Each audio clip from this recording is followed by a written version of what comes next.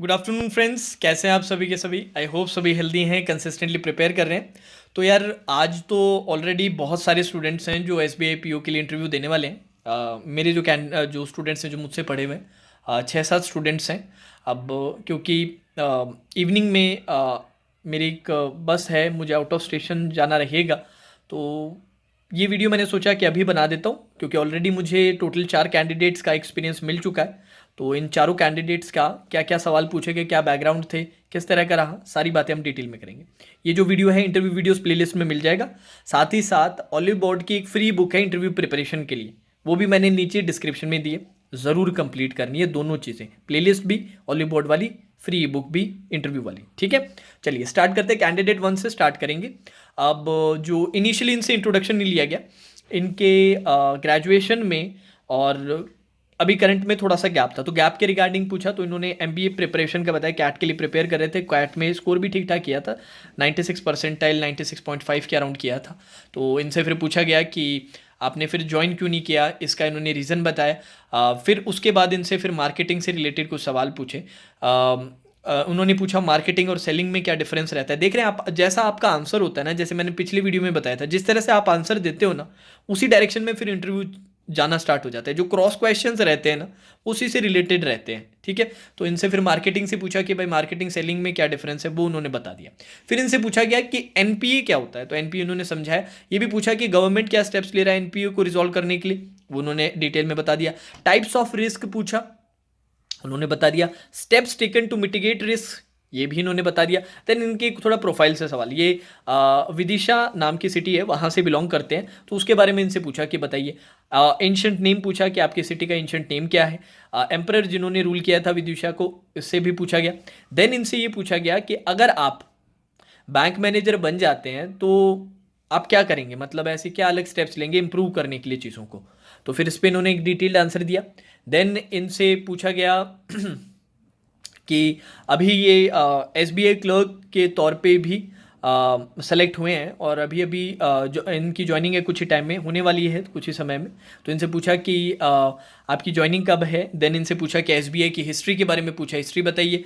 और ये भी बताइए जो एसोसिएट जो बैंक्स में जो एस बी आई का जो मर्जर हुआ था उसके रिगार्डिंग। और फिर ये पूछा कि मर्जर के क्या फ़ायदे होते हैं, क्या नुकसान होते हैं, ये भी इन्होंने बहुत अच्छे से बताया। देन मार्केटिंग वाले के अंदर कुछ सवाल और थे, जैसे कि जब मार्केटिंग के पूछा कि मार्केटिंग के कुछ कंपनीज़ के टैगलाइन पूछ ली, अलग अलग कंपनीज़ के, इनके टैगलाइंस क्या है। फिर एक पैनलिस्ट ने पूछा कि आप न्यूज़पेपर पढ़ते हो, उन्होंने बोला बिल्कुल पढ़ते हैं सर। तो कल की कुछ हेडलाइंस बता दीजिए अगर आपको याद हो। तो वो कल की कुछ इन्होंने हेडलाइंस बताई। इसके अलावा 2-3 क्वेश्चन और थे। एक तो ये था कि सिबिल क्या होता है, सिबिल स्कोर से हमें क्या पता चलता है। और एक और था यार, आई बी एफ सी, नहीं, कुछ आईबीसी करके कुछ रिलेटेड था शायद, तक एग्जैक्टली मुझे याद नहीं। तो इतना इनका इंटरव्यू था, बहुत अच्छे से इंटरव्यू गया, और इन्होंने ऑलमोस्ट सभी क्वेश्चंस के आंसर दे दिए थे। अब कैंडिडेट नंबर 2 पे चलते हैं। कैंडिडेट नंबर 2 की जैसी एंट्री हुई, एंटर होते ही छोटा सा इंट्रोडक्शन। देन इससे पूछा गया कि इन्होंने हॉबी अपनी सिंगिंग डाली, तो सिंगिंग से रिलेटेड कुछ चीज़ें पूछी गई, जिनमें लता मंगेशकर जी का, जिनका अभी लेटेस्ट ही निधन हुआ है, तो उनसे रिलेटेड कुछ सवाल पूछे गए। देन इनका जो ग्रेजुएशन है वो फिजिक्स में है, तो फिजिक्स से कुछ इन्होंने 4-5 ट्रिकी सवाल पूछे, तो उसमें से कुछ सवालों का जवाब दे दिया था, 1-2 का नहीं दे पाए थे। तो 1-2 क्वेश्चंस का आंसर ना दे पाओ ना, तो बिल्कुल टेंशन में मत आना, इंटरव्यू उससे कोई फर्क नहीं पड़ता। जो आंसर दे रहे हो ना वो कॉन्फिडेंटली दो, और जो नहीं दे पा रहे हो उन्हें कॉन्फिडेंटली एक्सेप्ट करो और बताओ कि सर हमें नहीं आता, तो वो आगे मूव ऑन कर जाएंगे। ऐसा कोई नॉलेज का इंटरव्यू नहीं, पर्सनैलिटी का इंटरव्यू है। ठीक है, फिर देन इसके बाद पूछा गया कि बेसिस पॉइंट क्या होता है। देन बेसिस पॉइंट से फिर कुछ 2-3 cross questions. Then micro financing, उनसे पूछा, 2-3 क्रॉस क्वेश्चन यहाँ से निकले। आरआरबी क्यों बनाया गया था, वाई वॉज आरआरबी फॉर्म्ड, उससे रिलेटेड। अच्छा, और इससे 1-2 क्रॉस क्वेश्चन। फिर क्वालिटी ऑफ गुड लीडर के, एक अच्छे लीडर की क्वालिटीज़ क्या होती है, तो उसमें इन्होंने 3-4 क्वालिटीज़ अच्छे से बता दिया। देन इनका जो इंटरव्यू था 12 to 15 मिनट्स चला था, और इन्होंने बोला कि सर बाकी कैंडिडेट्स का 8 से 10 मिनट में हो रहा था, मेरे 2-3 मिनट थोड़ा एक्स्ट्रा गए थे। तो ओवरऑल मैंने पूरा इंटरव्यू बहुत ही अच्छे से दिया था, पोलाइटली दिया था, कॉन्फिडेंस के साथ दिया था, और एक स्माइल फेस पे रखते हुए दिया था, जो बहुत इंपॉर्टेंट रहता है। ठीक है, लेट्स मूव ऑन, अगले कैंडिडेट की तरफ बढ़ते हैं। चलिए, जाती एंटर करती इंट्रोडक्शन। इंट्रोडक्शन इन्होंने पूरा सभी तैयार करके जाते हैं, इन्होंने भी इंट्रोडक्शन अपना दिया। फिर इनसे पूछा कि आपके फादर साहब क्या करते हैं, तो वो उन्होंने बताया, उस पर एक दो क्रॉस क्वेश्चन। हॉबी में इन्होंने वॉलीबॉल डाली थी।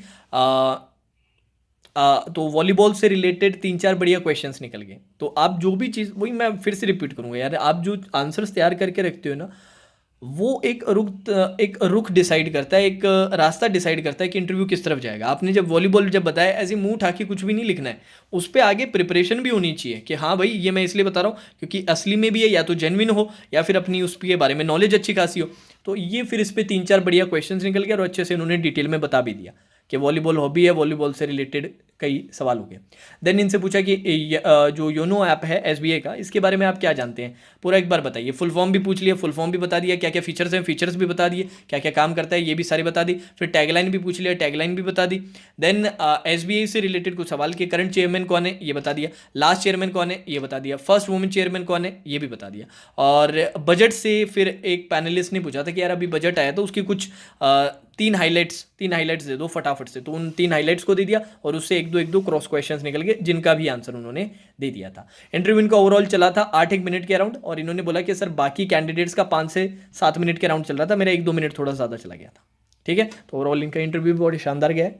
अब आ जाते हैं हमारे नेक्स्ट कैंडिडेट की तरफ। या हमारे फाइनल कैंडिडेट होंगे क्या, ऑलरेडी किन किन का कर चुके हैं, ऑलरेडी 3 कैंडिडेट्स का हो चुका है ना, चौथे और फाइनल कैंडिडेट की ओर बढ़ते हैं। अच्छा, क्या क्या पूछा गया इनसे, अभी देख लेते हैं। आते कि आप कैसे हैं, उनका जो भी नाम था, हाउ आर यू, बताया आर यू एक्साइटेड, ये पूछा गया।